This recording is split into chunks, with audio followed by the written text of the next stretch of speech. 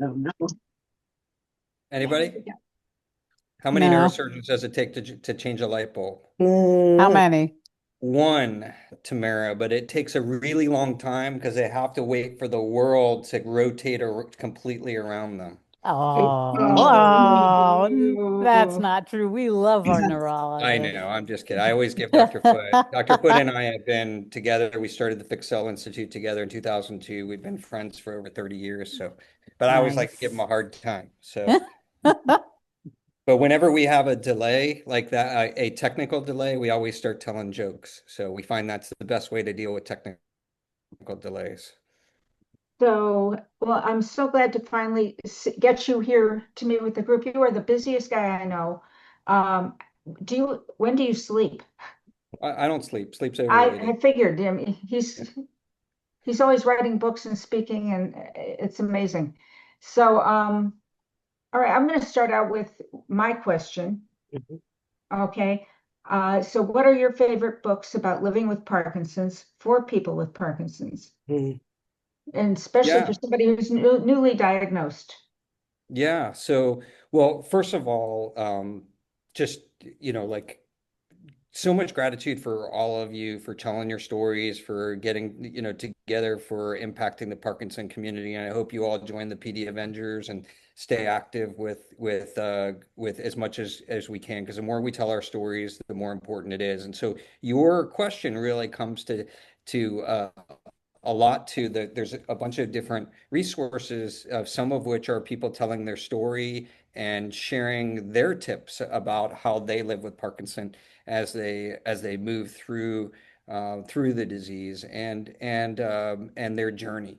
And then there are, more standard textbooks, and then there are books that are kind of readable that give you tips. And so there's a couple of different avenues that you can look. You'll mhm, see a whole bunch of new books out there recently, and folks with Parkinson disease are very prolific writers, and Mhm. and so you'll see a lot of biography, a lot of self-written books by a lot of folks. And by the way, a lot of people when they take dopamine become very creative, dopamine mhm, replacements and dopamine agonists, and that may drive some of the amazing art. Like in our institute, all the art is competed for by the patients, and a lot of people write books and put things out. But how beautiful is that to add to our um, our our library, our encyclopedia resources that we can use, for folks. So that it's absolutely beautiful. You'll see a couple of new books out here recently, just in the last week or two. Steve Yellen has a book about his 7 tips on his journey, Yellen. It's on my desk. I haven't read it yet. You'll see the book by Sara Whittingham, who is in the first chapter and chronicled through our book, and it's "Oh crap, I have Parkinson's disease," and And she's soon intending. there will be 13 more. There you go. Yeah, and so oh, you'll see she's got Soon there will the be Where's 13 more. Oh, awesome. So she's got the Where's Waldo socks, going on, and George Ackerman has a bunch of books about his mom who has Parkinson's. So we could go on and on and on about Yeah. about that. But and then in terms of, like textbooks and things, my good friend Eric Olshkog had, many years ago wrote, like almost like an encyclopedia about Parkinson disease, Mayo Clinic, big, thick volume thing. It's kind of more like a reference book, but has so many great tips in it. And so Eric wrote that, and people like that book that he wrote just on the shelf. If any of you lived through the Merck manual, we used to, before there was the internet, we had the Merck manual, and we get a new Merck manual every day. And you look through, kind of like you can look something up if you have a question medical. So there's those types of reference guides. And then and then, in terms of the medical, like what some of the medical people have written about Parkinson. Certainly, the one that we wrote for the Parkinson Foundation back in 2013 that became a bestseller and was, translated in over 20 languages is the 10 Secrets to a Happier Life. And mhm, and that one is actually being updated now. It's probably about time, over 10 years. And so hopefully we'll put a new version of that out for you all at some point in the future. By the way, the prologue of that book is the first mention of the Parkinson pandemic, and I was widely criticized for using those terms at that time. But unfortunately, you don't want to be right about some things. Unfortunately, the numbers have been growing really tremendously. So 10 Secrets to a Happier Life is a great intro book, a lot of stories, but a lot of, like 10 things you can do to help your life.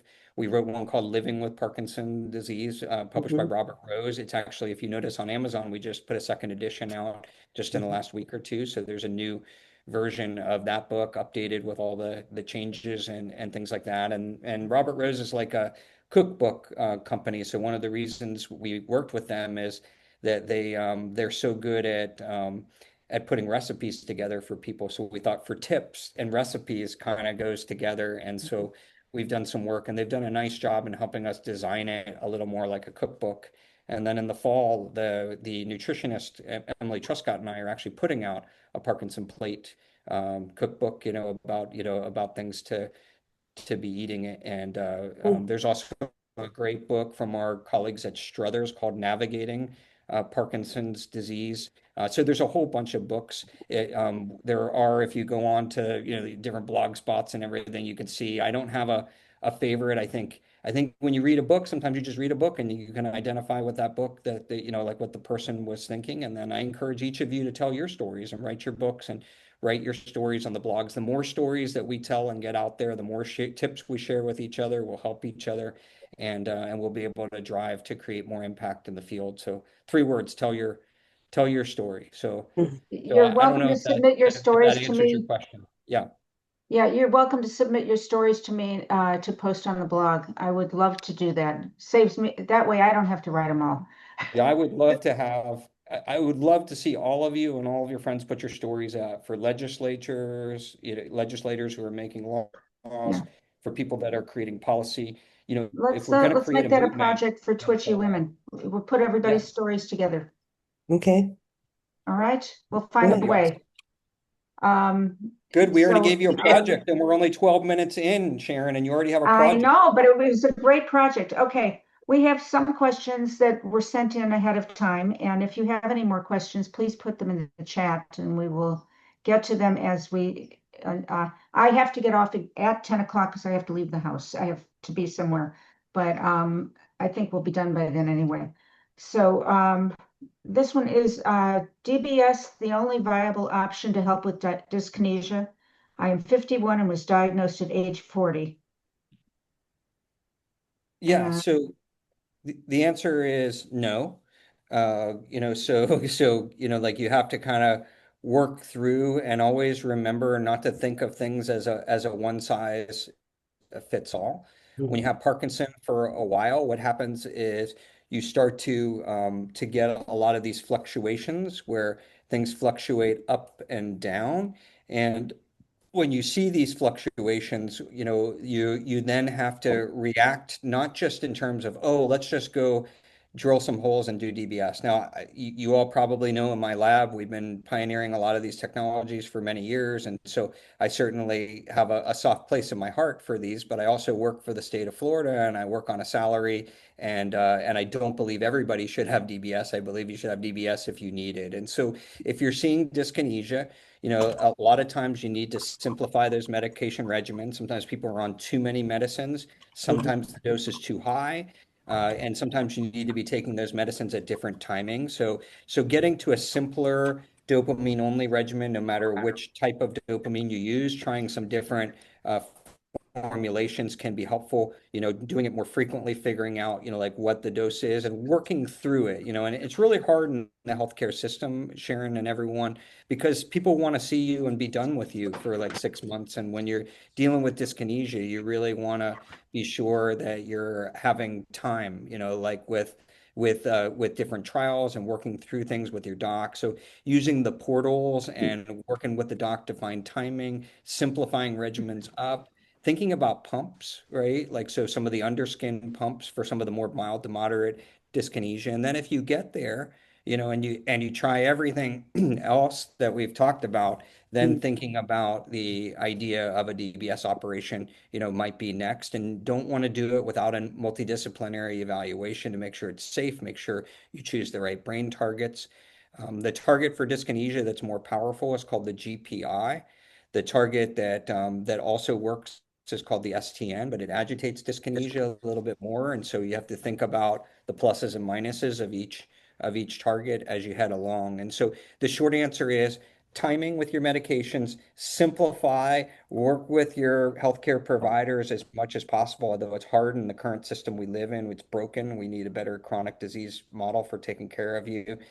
Thinking about pumps, particularly under skin pumps, and there's a dopamine pump and now a dopamine agonist pump with apomorphine, and then DBS. And if you go to DBS, always have a full multidisciplinary evaluation. Yeah, I've got a couple more questions along the same line. Another one, taking too much Crexont, many off times and mildly annoying dyskinesia. Doctor at Stanford insisted that I trial the Violev pump. I believe I could benefit from Crexont optimization, yet they believe that is not an option. Yeah, I mean, it's hard to, when it comes to any individual person, it's hard to know. The folks at Stanford are, really good. They have I've just been visiting a professor there recently. And so, working with your doc along the way is important. If you feel like you need more medication changes before going to a pump or to DBS, by all means, push them to do a little more meds. I mean, that's pretty safe to try some different medications. Remember with Crexont, one of the things we've seen over and over, it's like the repeating history is with people, a new formulation comes out and we all have a peak of inflated expectations. We call this the Gartner curve in medicine, where something new comes out and everybody peaks up and says, this is going to cure my dyskinesia, this is going to cure Parkinson, this is going to cure everything, right? So when you see medicines come out like Crexont that are advertising, they last longer, which is debatable. But when you see that, everybody wants. I mean, sign me up. Like, take less medicine, sign me up. Take less dosages, sign me up. Like, who wouldn't like take that? But what we've seen are people that are on very frequent medication regimens every 2, 3, sometimes every 4 hours, try to get on Crexont and spread them out by like 7 to 7 hours, and that just doesn't work. It's going to be close to the same interval, might be a little bit longer, and so what we're seeing, like in general, is people trying to do too much with the Crexont.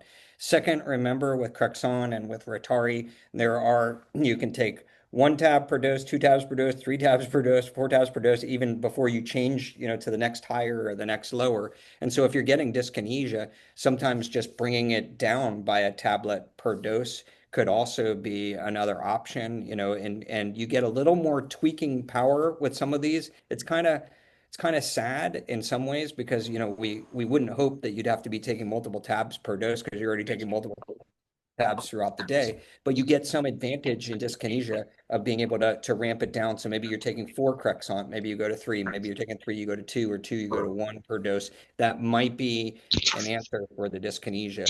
Trying to do too much with the Crexont, trying to keep those intervals long as you have Parkinson, for 5 years or more. The idea that you're going to be on intervals that are longer than 5 hours, 4 hours, 3 hours is probably hopeful, might be possible in a few people, but in the majority of people, it's unlikely. So don't try to do too much. And it's that peak of inflated expectations. Last thing I'll say, what comes after the peak of inflated expectations, folks? The trough of disillusionment, where you wake up and you go, boom, it didn't cure this, it didn't help my dyskinesia, and then you get demoralized. We don't want you to get demoralized. And then as drugs stay on the market for a while, they come out of that trough, the drugs and devices, and they come up to what we call the enlightenment period, like where we figure out, okay, this is what the drug can do, what it's capable of, and how it can help me. And right now, Crexont is still, in my mind, at the peak of inflated expectations, just like every new drug that comes on the market. And so maybe that helps you to think through it a little bit. Okay. Yeah, there's several questions about the pump and other things, but I think we're going to move on to some other things. Can you recommend a good way to treat constipation? I take Miralax 2 caps a day, but don't like the side effects. 2 caps a day is a lot. It's a lot. Yeah, so if you're on a lot of a laxative like that, that's probably not the best way to attack constipation. You really want to be sure that you're thinking this through all the way. So diet is important. If you Google Fixel, which is where I work, Fixel, Fixel and constipation formula, or University of Florida and constipation formula, we put up our formula like of, like where we start with people with diet and how to think through some of the basic medications.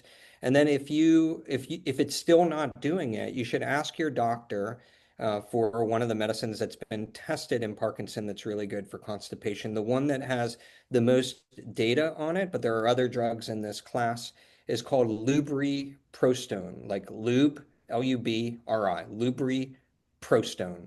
And it's also sold under the name Amitiza, Amityza. There's a randomized study in Parkinson disease. It works on the channels in the colon. It's very safe, and you can start at 8 micrograms of it twice a day. You can go up to 24 to 3 tablets twice a day if you need to. But a lot of people that are struggling with constipation and having to take a lot of Miralax, you want to get off that Miralax and start to move. That's important. The other thing is if you're starting to move into that era, bringing in a gastrointestinal specialist. So here at Fixel, we have a clinic called the Prism Clinic where we deal with some of the most severe constipation issues that folks have in Parkinson, that meets once or twice a month. And we use a gastroenterologist to look all the way through as to what could be going on. The other thing people forget about is that sometimes the stomach isn't emptying well. And when the stomach doesn't empty well, you can run into trouble with medication absorption and things like that. And so there's a simple test called a gastric emptying test that they can put a little dye in your stomach. It's a nuclear medicine test. Take a picture, see how long it takes for that dye to get out. If the dye's not going through, you're also not absorbing your medications well. And so the details matter, folks. And so, but don't overdo it with the Miralax. I agree with Sharon. Okay. What is this? Well, this is a wish list, I guess. What is the most promising treatment that will be available in the next 2 years? So we don't Right. have So a big timeline here. What do you when think we about stem cell research? Yeah, so when we wrote the book, The Parkinson Plan, you'll notice the PLAN stand for different aspects. The P is prevent. We need to prevent the preventable, and certainly doing things, in your home and around that you can do, right? The L is learning why, and that means why does it start, why does it progress, and going upstream, walking upstream, not thinking about the plaques get onto your brain. We want to get it way before that, so investing there. The A is the amplification of voices. So we're talking about a new care plan, a new care model, because we have a broken care model for chronic diseases, and so we call it the Parkinson Universe model. And now, Sharon, is the N, which is navigating to new therapies. So in the book, we talk about this. We divide it into 3 horizons: the less than 5 year horizon, what we can do now, the 5 to 10 year horizon, and the 10-year horizon forward.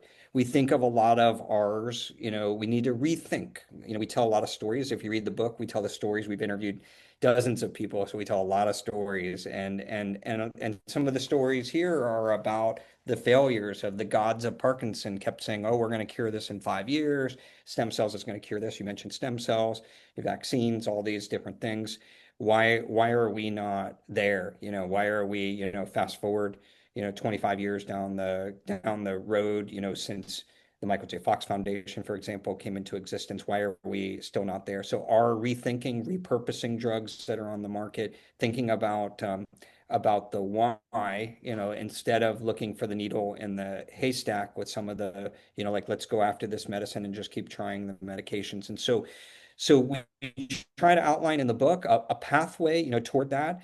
We do think that you asked about stem cells, that there's been a bit of, let's say, peak of inflated expectations that has over the last 10 to 20 years turned into the trough of disillusionment. The question is where could stem cells fit? And, we talk a lot about the idea that there are pathways we're doing really well on, like tremor, stiffness, and slowness, and pathways in Parkinson in the brain.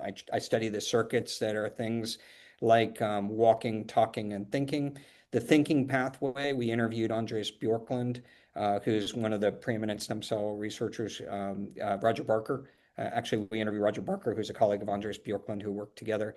And so talk a lot about, could we be directing stem cells at some of the specific pathways besides the motor pathway? And so, in other words, could we develop the treatment for dementia, and then could there be an approach for cognitive and thinking, but also an approach for balance and walking and an approach for motor symptoms. And so maybe we need to be thinking of this on the circuit level. And so we're talking about rethinking. Remember, we talk about the R's, rethinking drugs, rethinking, repurposing, asking ourselves why were the gods of Parkinson's disease wrong? So we do outline a whole bunch of the therapies where we think they are potentially on timelines, take a few guesses in the book, but that's in the section of the book in the end.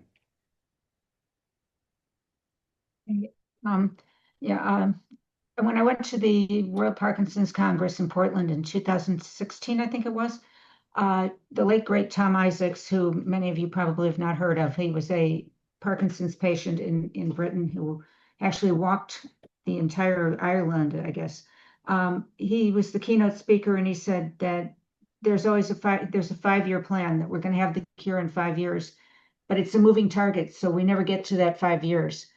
So we're still 5 years away, 10 years later. I think maybe we're 4.5. Maybe we've made a little progress, but it's just a constant moving target. They don't know how long it's going to take to find it. So, Yeah, um, so I agree, and Tom Isaacs was great. Ray Dorsey and I actually, when we wrote Ending Parkinson's Disease, they presented us with the Tom Isaacs Research Award a couple of years ago, and he was really great. And he did walk across the UK, the entire UK, and was quite a guy. But I also think that his comments and commentary on the disease and the idea that we are inflating some false hope, but at the same time we need to rethink like why we're not getting there faster and try to catalyze. I will say this, in the spirit of Tom Isaacs, we did a cost analysis, and if you reduce Parkinson disease by 1% in the population, you'll save, the American, just in the United States, will save the economy $500 million.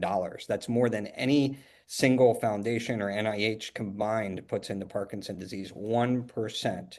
If you look at the growth of Parkinson's disease in Europe versus the growth around other areas of the world, particularly the United States and China, we're going way up, they're leveling off. Why is that? It's because they've taken the bold steps of taking pesticides and chemicals out of their environment, and they're now benefiting on that on those things. So we need to be bold. We need to prevent and bring those cases down. And then for the people, the 12 million people and growing, the explosive growth, we need to develop those therapies and be smarter about how we're developing them. And so we call for a 0, 10, 100 plan in the Parkinson plan, 0% growth by 2035. Let's make the decisions we need to, prevent as many cases as we can for this and for the next generation. Two is the 10. So 0, 10, 10 increase funding by 10 times. Right now we have 251 million in NIH funding per year. It took 3 billion a year to change HIV from a deadly disease to a very livable disease. So we're going to need to invest enough money into the 4 tiers of the plan, the PLAN, and then 3, 100. So 0, 10, 100, 0% growth, 10 times increased research funding, 100% everybody should have access to dopamine. And I think everybody on this call, as a group together, Twitchy Woman and colleagues, I think you all have access to dopamine, but would it surprise you to know the majority of people in the world do not have full access to dopamine? It's unconscionable given the fact that, we can get HIV cocktails to everybody in the world, and so that has to be part of the plan. The plan, must include the 12 million people now with Parkinson. And remember, we were supposed to have 12 million people by 2035, but the Global Burden of Disease study says we've already hit 12 million in 2026. So we better start thinking this through and creating a better model. okay. Um, yeah, when you talk about the pesticides, and I know I'm not alone in this. I grew up in the Midwest where they would spray for mosquitoes in summer, and we get on our bikes and ride behind the trucks as they were spraying. So we were definitely drenched in pesticides. I don't know what they were what they were using in the 50s, but I've heard the same thing experience from a number of people who grew up in the Midwest and now have Parkinson's. So Yeah, so and that's right. And it's same with me. We would follow with our bikes behind the stink trucks as they sprayed things. Paraquat is a really, terrible one, but all the insecticides, including permethrins, which are things you spray on bugs in your house. Remember the side, CIDE means killer. So when you say pesticide, kill the pest. Insecticide, kill the insect. Mhm. Fungicide, kill the fungi. So it's not like anybody did that, purposefully. It's just that post the Industrial Revolution, and we tell that story in the book as well. The Industrial Revolution is really important to the story of Parkinson. Post the Industrial Revolution, now we have factories. Now we muck up our air, we muck up our water, and we have to make the food supply broader and help our farmers to feed all the people on the earth. So it wasn't like we did this on purpose. But everybody should know here, whether you have Parkinson or not, you should have a carbon water filter on your kitchen sink or in your or drink the water out of your refrigerator with a carbon water filter.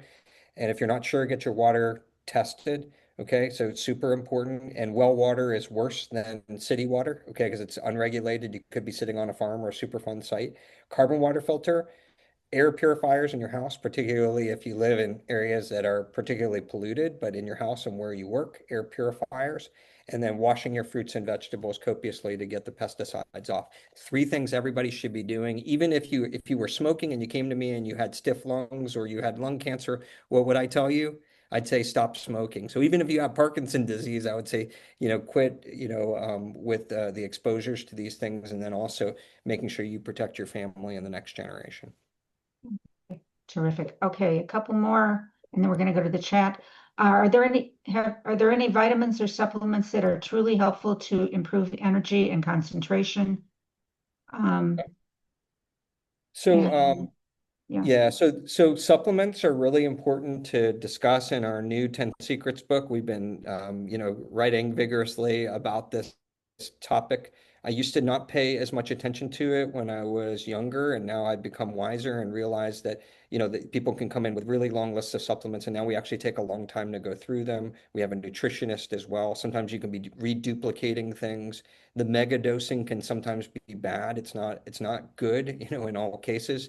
Watch out for high levels of B6. You don't want high levels of B6, folks. You want enough B6 that's in a multivitamin, but high levels of B6, more than, 50, 80 milligrams a day, can cause you to get numb and cause you to have cognitive and thinking problems. B6, high B6 can be a problem. The mega dosing people that have talked about like thousands and thousands of milligrams.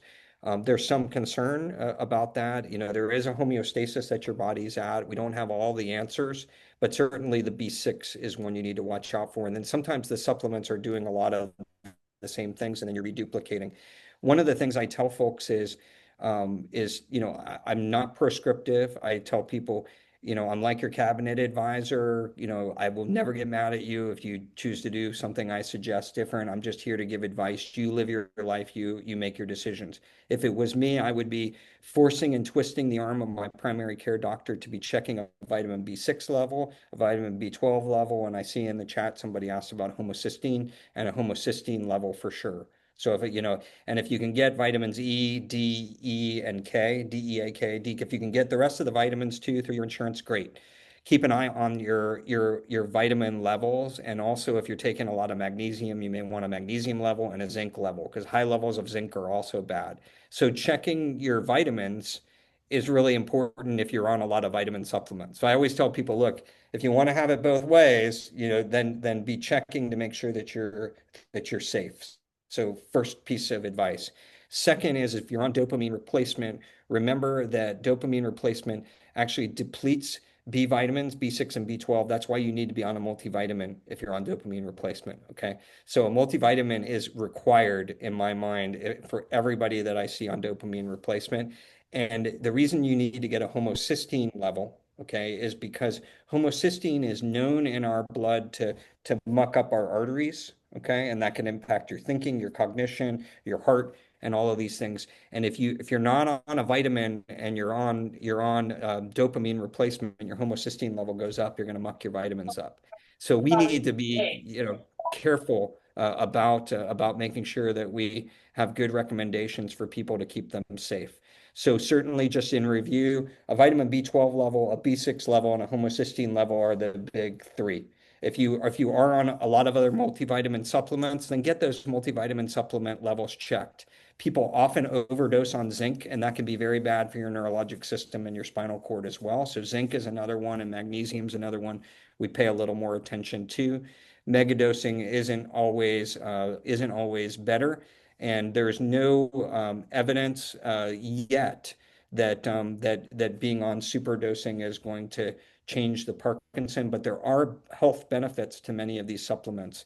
At least one multivitamin a day and check your vitamin levels, and your homocysteine level would be the minimum. And then monitor if you're on, like I've seen people on, folks, 50 supplements, 50, five. I don't even know how, like I can't, like imagine the number of pills in your hands. I mean, it's a lot, but they feel better when they're on it. So just make sure we're helping people to be safe.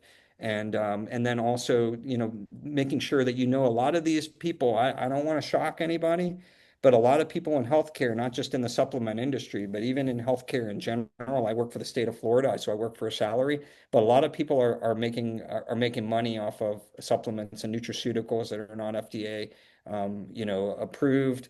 They're not regulated, and you're not sure what's in them. So having said all that, check your levels, make sure you're on a multivitamin. Supplements aren't necessarily bad. Just be smart about how you take them. Is there a multivitamin that you recommend?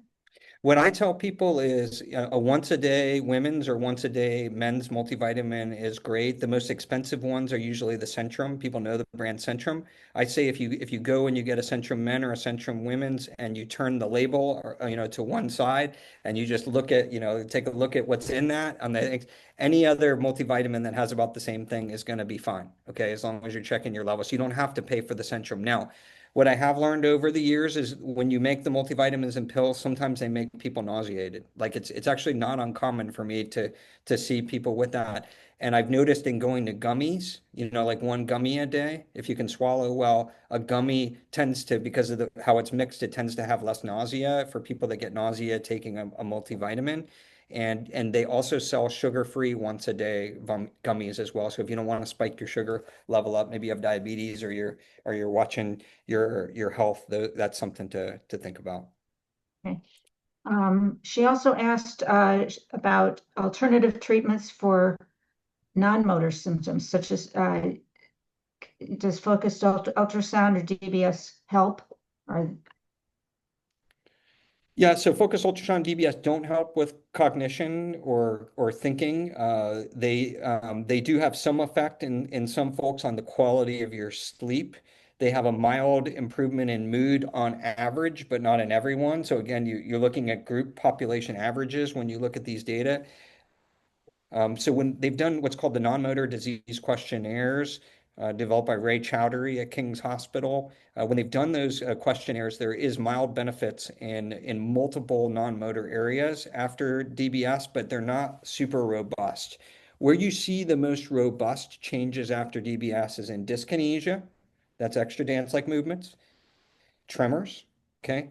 On-off fluctuations and improving on time and improving rigidity. Those are the things you see the most in some in slowness. Those are the most robust. You will sometimes pick up non-motor benefits, which can be very meaningful to any individual person, but they're not as predictable and they're more mild.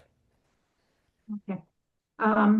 This one, this goes to the study that Michael and I are both on working on. What are the best drugs for treating women with PD who have osteoporosis? And are there any we should avoid? Okay, so I'm glad you brought up osteoporosis. I've written a lot about this in blog posts and things over the years. It'll be part of the next, secrets, book. First thing to tell you, even men with Parkinson, more men than women have Parkinson disease, and even men with Parkinson disease need to be getting year or every other year bone scans because the bones soften. That's called penia. Penia means less, and porosis when you have completely soft bones. We want to pick this up early. It's twice the risk in Parkinson, two times the risk. So if you're a woman, it's even increased the risk because you have an increased risk, of being a woman versus a man. But guess what? A lot of men and even young men that I see in the practice just proactively looking, we're going to find it. What I tell people is this: do not accept, like a very conservative approach from your doctor. Think it through. Your doctor may say, "Oh, start on a little calcium," when you see a little osteopenia, or even osteoporosis, and then come back and see me in a year. That's not aggressive enough. We know it's high risk here. We know it's going to be a higher risk in, especially with falling, and also, we want to keep your weight up. And so these things are super important in Parkinson. Which of the injections, the monthly, the yearly, or whatever, I leave that up to the experts in endocrinology and in internal medicine, as long as they cross what I call the aggressive threshold of being more aggressive. And the aggressive threshold is don't just give them calcium and see them back in a year. So be more aggressive on treating it. I don't have a specific.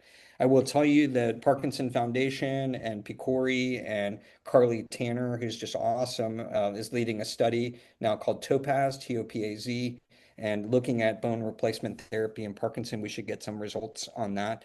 And it may be that it's harder to strengthen the bones back with Parkinson, but we need to understand this better and we need to intervene. There's also twice the risk again, folks, and another something else called melanoma.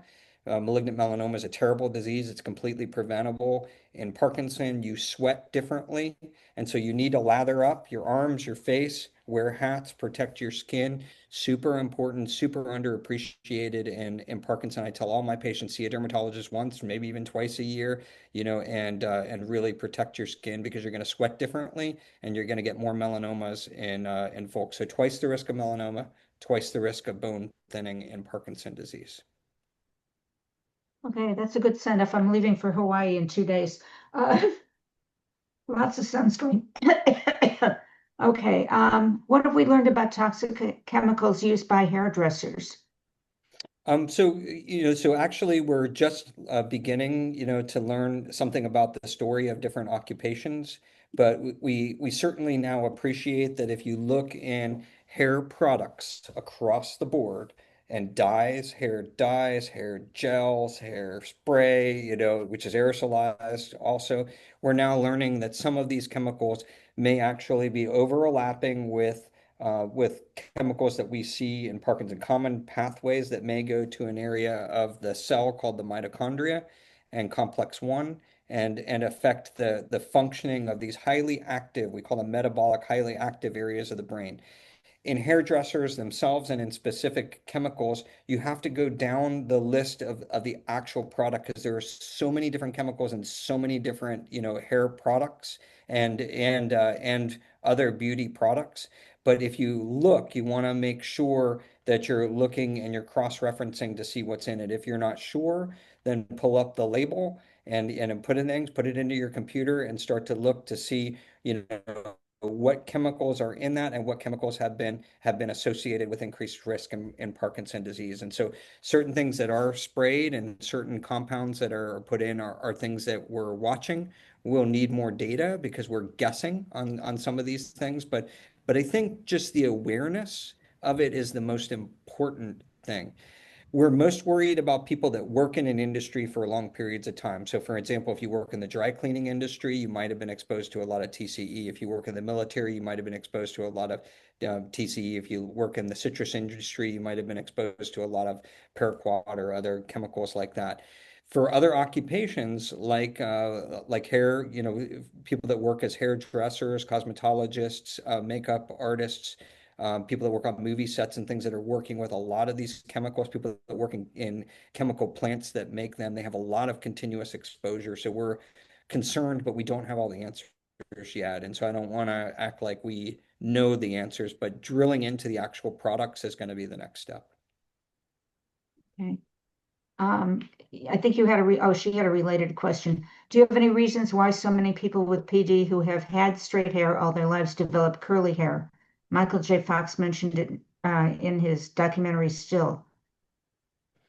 Yeah, so it's a great question, and also smell. People smell a little different, with Parkinson, and the super smeller from the UK, Joy Milner was featured in the New York Times, and of course many of you may have even met her at different Parkinson congresses. Really really neat lady, Mhm. and I think it's really important to remember that Parkinson is not just a disease of dopamine. Parkinson is not just a disease of one organ.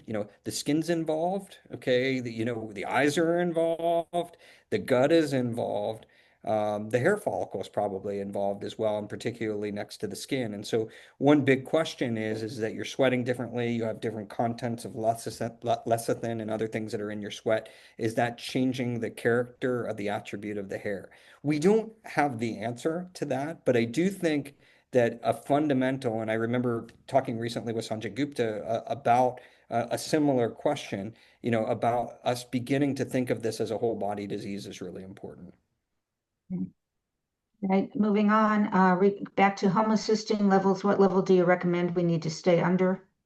Normal. So, like it Normal. depends on the lab test, okay? So each lab is gonna norm, they're gonna have a normative value, depending on their assay that they use for homocysteine. It may be proprietary, meaning owned by Quest or LabCorp, or we see people from every continent all over the world. It may even be a different thing. And so first look at the normal range. It's usually like 10, 15. You don't want to be like, you don't want it super high numbers. I saw a person just the other day. We checked a homocysteine level, and it was nearly 100. Right? That's clearly not like where you want it to be. And I kept reminding him, we got to get you on some dopamine, a multivitamin because you're on dopamine replacement and everything. And so, and then the folks that we've seen this in, we've seen that level decline. When it comes to B6 and B12 levels, again, you want to stay. The B12 level can be a little bit elevated, right? But the one thing about B12 that's interesting is the low normals, and most of the labs are in the 200s. 200 is probably a little bit low for B12, 200 to 300. Most neurologists and most internists are going to want to push it up to 300, 400, 500. So it's okay to be a little higher on the B12 level. The problem is when people start taking a lot of B6, they drive that B6 level up, and it does drive the homocysteine down, the B6 and the B12. But if you take too much B6, you get into real trouble. So more than 80 or 100 milligrams a day of B6, in all your supplements together is a bad thing. Okay. What is your opinion on PD and dementia? Is it a foregone conclusion? I was It's not a, diagnosed at it's not 72 a and foregone. Yeah, it's not a okay. foregone conclusion. I saw this in the chat, and but it is a tricky area for, we talk about this in the book about how we need to attack this in a different way. And not everybody gets dementia. Remember, dementia is defined by different folks that have different scales, and they check the different lobes of your brain. So imagine your brain has different islands, and when you start having a couple of different circuits that are operating, not well, then people start to call it dementia. So maybe you have a little bit of memory and a little bit of problems with your frontal lobe, or maybe you have a little bit of memory, a little bit of spatial. And then depending on how they define it is where you cross the threshold. Not everybody with Parkinson's disease gets full-on dementia. Okay, so that's one myth that people have. There are various versions of Parkinson. It is very common across all people with Parkinson to have some memory and some what are called frontal lobe issues. Totally sure having getting words out of the mouth, some short-term memory, things like that. There are also people we call the fixel. We have called with our neuropsychologists cognitive superstars, people that just knock it out of the park on every cognitive test over many years as well. And so remember, it's not a one size fits all. And then we have to be rethinking. Remember, we talked about that, the R's of rethinking therapies. So we have to be rethinking, treatments for dementia. And when we're thinking about that, could there be a regenerative, another R approach that goes specifically after those circuits in dementia? The dementia drugs that are out there, I saw in the chat, they're not awesome, but still they can be meaningful, and sometimes more meaningful in Parkinson's disease than they are in Alzheimer's disease. Two totally different diseases, by the way. And so it's not a bad idea to get neurocognitive testing regularly, and to have somebody follow you along to see if some of these drugs can give you a little bit of a boost. People tend to tolerate a little better the patches, like low dosages of the Exelon patches. Like they sometimes you'll tolerate that better and be able to get used to the diarrhea and go forward than some of the pills. But the donepezil hydrochloride and other types of pills, rivastigmine that's given in pill form also can be useful. Namenda is another drug that's been used. In some people, it actually worsens them. So always do one of these drugs at a time and be a little more careful with Namenda, but occasionally you'll see it improve folks as well. And then, we need better options, folks. Okay, I'm going to cut off the chat because we're running out of time. And let's see if there's a couple more here that are, a lot of them are very specific questions. Let's see if there's anything that we can do. We can end with, let's see, mental health care. So I thought you guys were going to ask me about the book, but you got all sorts of cool questions about Yeah, Parkinson's. So this is great. I'm glad yeah, to help yeah. any way I can.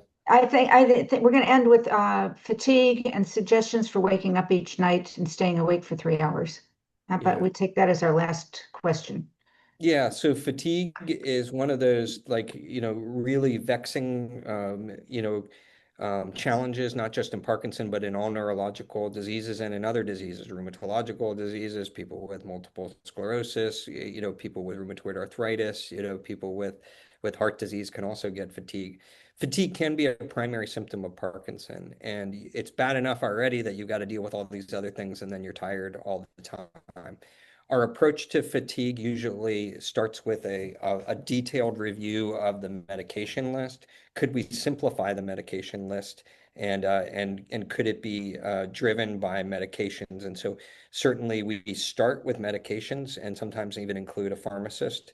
The second thing is remember, in some but not all people with Parkinson, when you get to higher levels of dopamine per dose, sometimes you get fatigued on the dopamine, like you cross this threshold. And so occasionally we also ask the question, could less be more? So you have to ask that question to yourself, simplify, could less per dose be more and more frequent dosing, and figure out is the dose of dopamine making people tired and sleepy.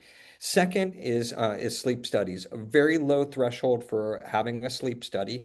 A sleep study is an overnight study, and we're looking for something called sleep apnea. We know that your sleep is fragmented, and it's actually a risk factor having sleep apnea for getting Parkinson's disease later. Sleep dysfunction is the number one thing, with medications are the number one and two things that drive fatigue. And so we go after that pretty aggressively. A sleep study is only one night. That can help you. And if you ask your doctors to order it as a split study, that meaning you just spend one night in the sleep center, and then if they see apnea, you're not breathing, you're having these events where you're not breathing, during the time where you're in the sleep study, then they can fit you with a mask so you don't have to come back to the sleep center and do that as a second study. It's called a split night study. Apnea is very common in Parkinson, very underappreciated. It can also affect your heart as well. And so medications and sleep are important. The last thing is a wearable, a ring, a watch, something that is tracking both your exercise, making sure you're exercising early in the day, making sure if you're drinking caffeine, caffeine can be good in Parkinson's disease, but stop drinking caffeine after 12 or 1 p.m. so it's not affecting your sleep. Disconnecting from devices when you're fatigued 2 to 3 hours before bedtime is super important, and trying to relax as much as possible. Some people even take a shower before bed to just try to relax and try to cool down and get good sleep hygiene, is super important. The sleep monitoring, depending on the device, you want to try to get to 6 or 7 hours of sleep. We know it's going to be fragmented. If you're not getting to 6 to 7 hours of sleep, then that's the first and most obvious place that you can improve to try to improve your fatigue. And so working with your docs to figure out how to get that number up is going to be important. Knowing that you're going to be fragmented, and we know that you could spend 8 hours in bed to get 6 hours of sleep, or 8 hours in bed to get 3 hours of sleep. And then you've got to improve that ratio so that when you get up in the morning, we want you refreshed and up to 6 to 7 hours of sleep. If you're not at 6 to 7 hours of sleep and you're monitoring it with your ring or your watch every day, then what we would want you to do ideally is those are the days that you would want to take an hour and a half short nap to get you up to that level so you're less fatigued. So all great questions, everybody. It's been honor to be with you all today, and thanks for all you're doing. And don't feel like you have to buy our new book. All the proceeds do go to charity. And sign up for PD Avengers. Tell your story. Put it up with Twitchy Woman. 3 words. Tell your story. The more of you that tell your story, that's how we're going to make a change. I Yeah. see success stories up there, so that's awesome from Karen Patterson, and So it's a fantastic, yeah, fantastic. Okay, so if people want, if they want to contact you, is that okay? Is that okay? I can't imagine you have a lot of time to answer, but Yeah, just know, like obviously, I try to answer as much as I can. We also have a website called pdplan, .org, but we'll try to answer as much as we can. okay. Well, I want to thank you, and this has been wonderful. Let me see, I got to go back one page here.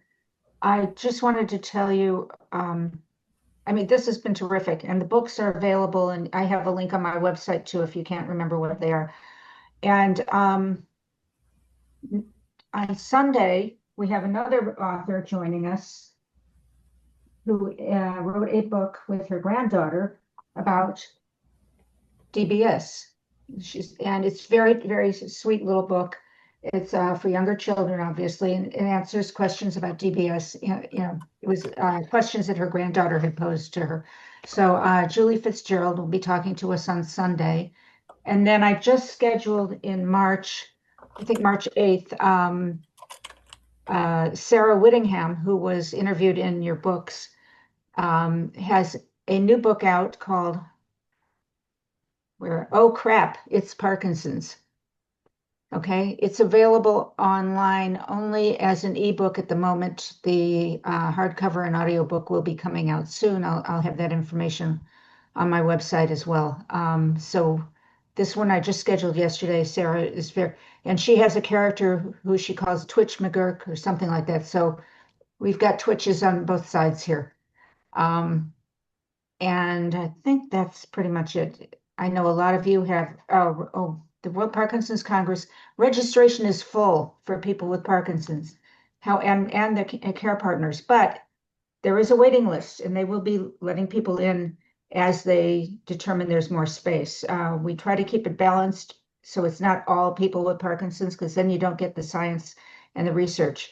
So we need to have some of each, but it will be wonderful. And for those of you who I sent an email out to yesterday that I know are registered, I put the wrong date on the email. It is March 15th, not the 14th. My brain is a little crazy these days. Parkinson's is really starting to do a number on me. But we're going to stay together as long as we can, as long as I haven't totally fallen apart. Anyway, but if you're going to the Congress and I don't have your name, if you didn't get an email from me, please let me know, because I'd love to have you join in some activities we're going to plan as a group. And that's pretty much it for today. And I will see some of you on Sunday.